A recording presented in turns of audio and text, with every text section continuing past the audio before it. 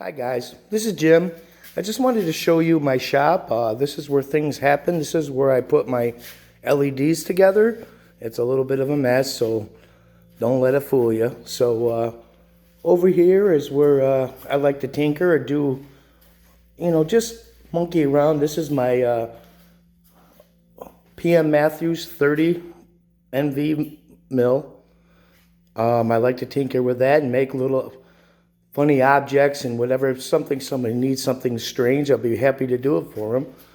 This is my PM 1236 PM Matthews lathe, and here's where I like to tinker with this also, and I come up with some cool ideas through the time, and this is what it is, and this is basically where I work. I just wanted to show you this is where I do my playing around and get away from people and do things I like to do. Hey guys, today I'm going to show you how to duplicate a hand wheel for a laser engraver table for the up and down for my good friend Alex. I'm going to start out with a piece of 1-inch aluminum, and then once I duplicate it, then I'm actually going to modify it. Okay guys, the first thing we're going to do is we're going to face off the end, then we are going to center drill it with a center drill. That keeps your drill bit good in center. And then we're going to drill it 9/32, 2 inches deep. Okay, so let's go.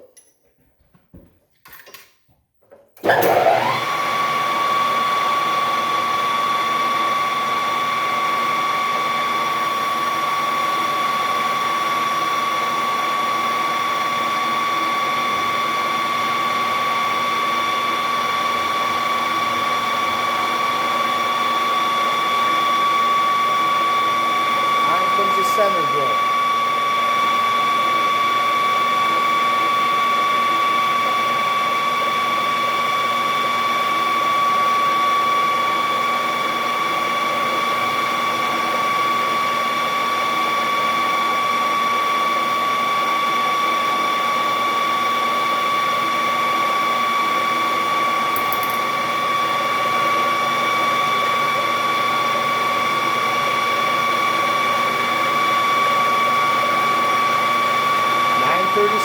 Drill bit, 2 inches deep.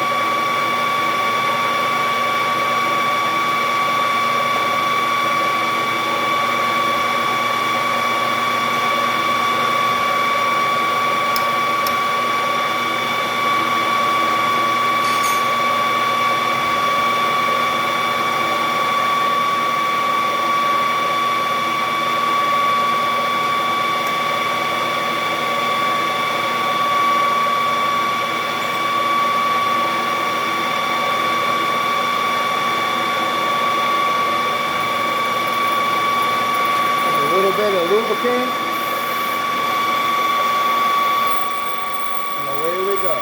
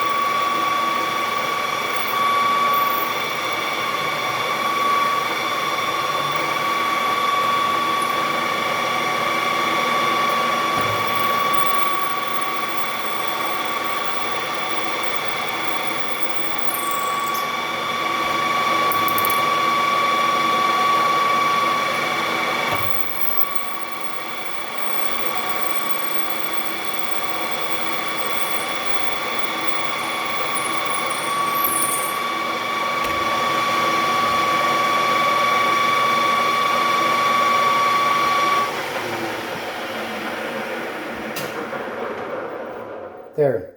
The hole is drilled at 9/32, which is the exact size of the shaft for the up and down on his bed.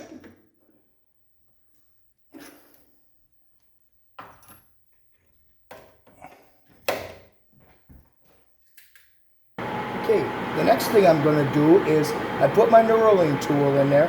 I'm going to knurl the outside edges so it gives you a little bit of grip. So here we go. We're going to be knurling. Give it a little lots of juice.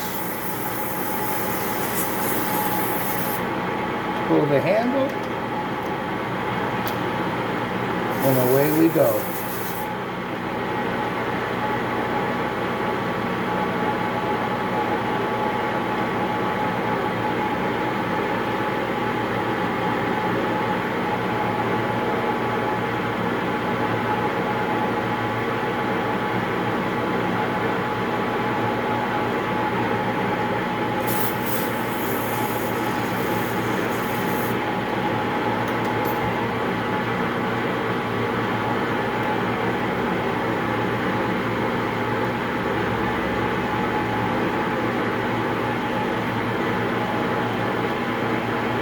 It's a slow process. It takes a long time to travel because you got to have the speed low and your feed low while you're doing it. You got to keep constant fluid on it so you don't get buildup on your wheels.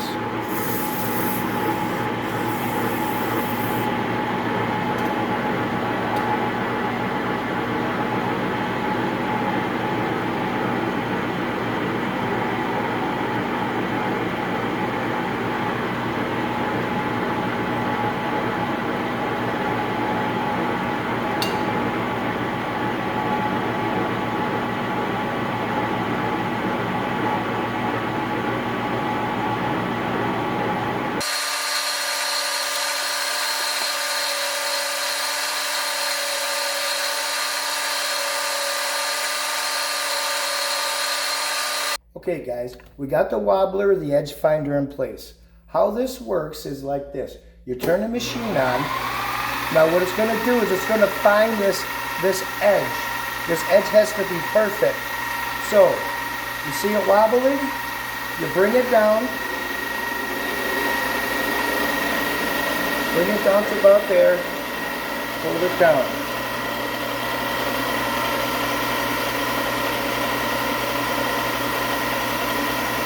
Now, we're going to turn the wheel. We're going to bring it up to the piece. And when you can see, when we get close, it's going to stop wobbling so much. And when it stops wobbling, it's going to go perfectly straight. And once it goes perfectly straight, now it's going to shoot off to the side. Boom, you see that? It just shot off to the side. So with that done,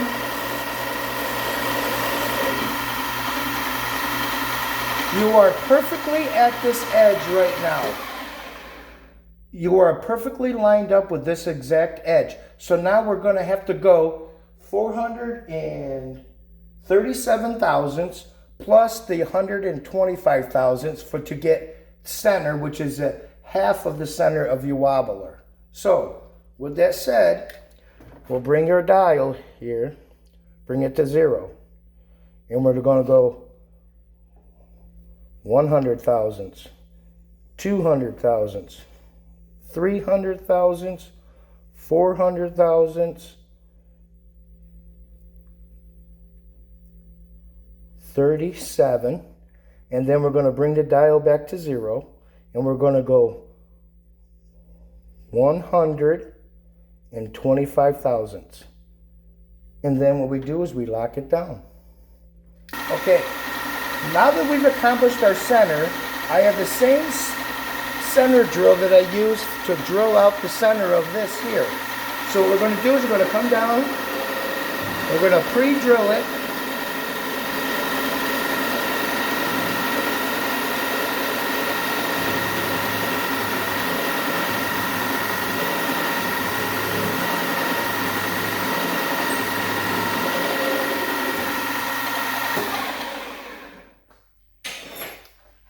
Now, since that's done, now we're going to take out your center drill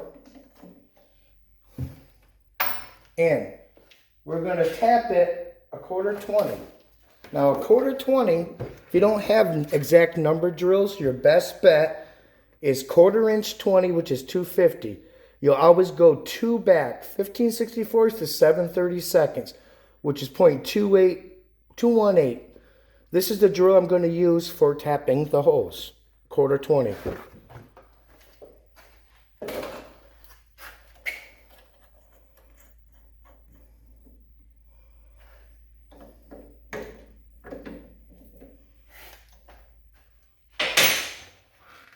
Now with this, what I'm going to do, I don't think you really have to, but I'm going to anyways. I drill down through both sides so I can actually drill and tap both sides and put set screws in each side so it's holding it on 2 different pieces rather than just one side. So let's go ahead and drill a hole.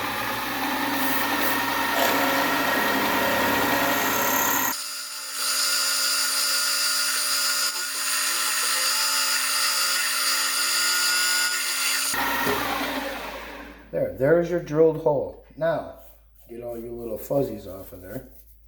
Now,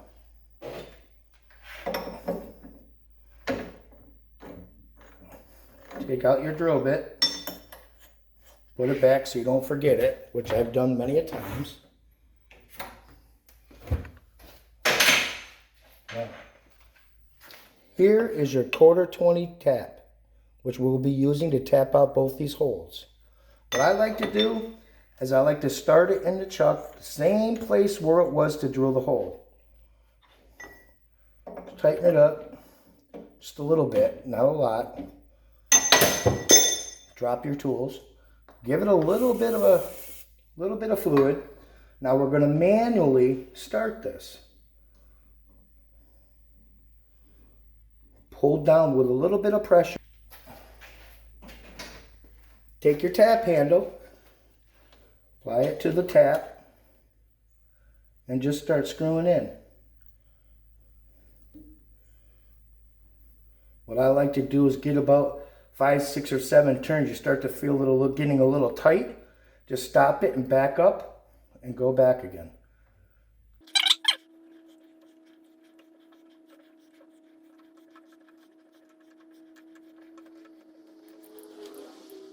While we're here, we got to chuck back up in the lathe, and we're going to actually cut it to the length that we need to do with the cutoff tool. So here we go.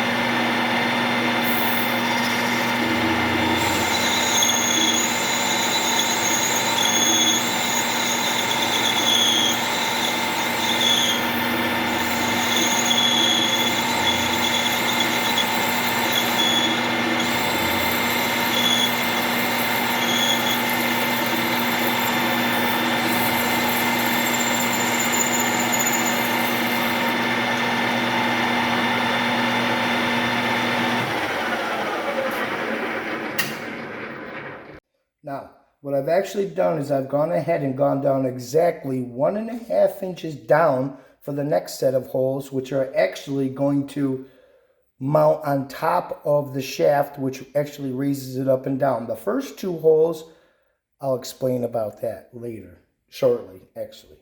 So, again, we put our center drill back in. Get a good center drill.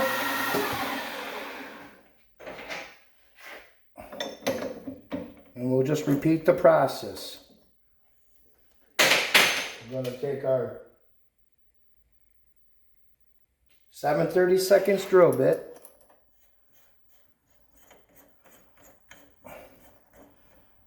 Get it in there. Tighten her up. And we're going to drill right down through both sides. Again, you really don't have to do both sides, but I'm going to do it anyway, simply because it just gives you added support so it doesn't spin.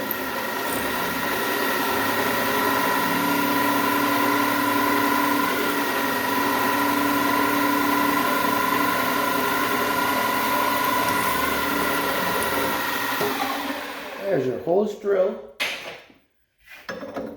Take out your drill bit.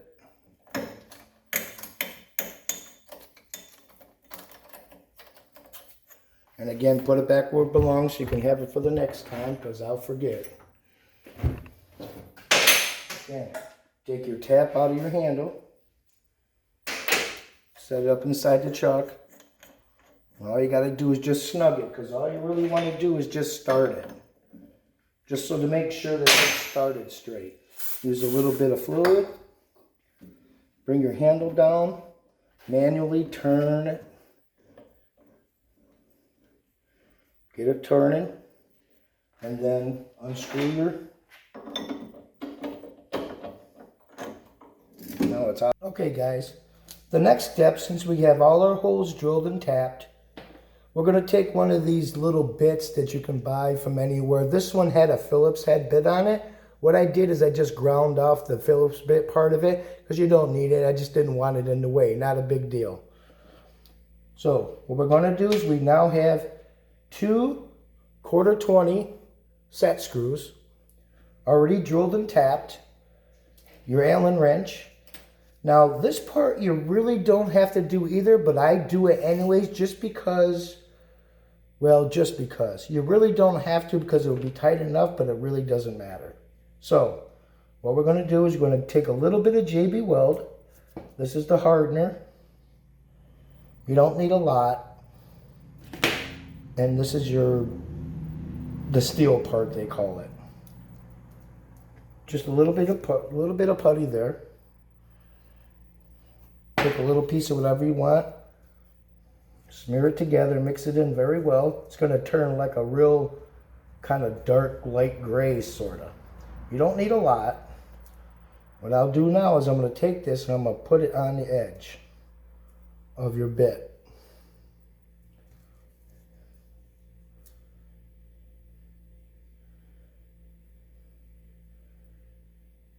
Okay, now the hole is going to be really tight. So what you want to do is have a hammer and knock over your camera, which is probably the next thing I'm going to do. So take your bit, set it in the hole, and tap it down in. Once it's tapped in, which is pretty far, close enough because I can actually see the corners. Now, this is a hex bit. That's why I drilled all the way through both sides. So that way you just turn the hex to where it matches your hole, where it matches the hole, and then that way you'll know it's not going to spin on you or turn.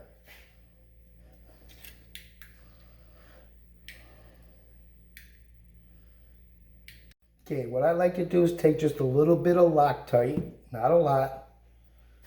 I dip this set screw inside, and I'll start screwing it in the hole.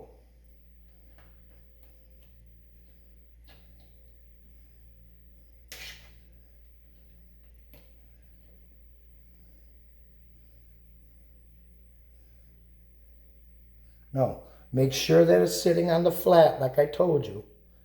And once that's done, tighten it up good and tight.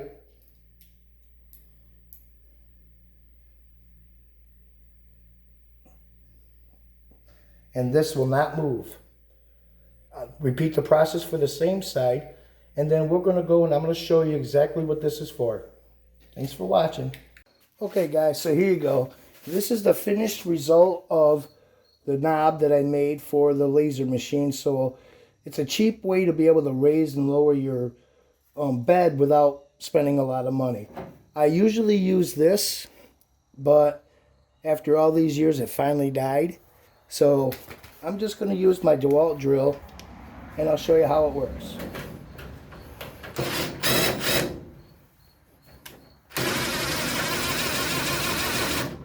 And that's it. Simple and easy and cheap. Thanks for watching.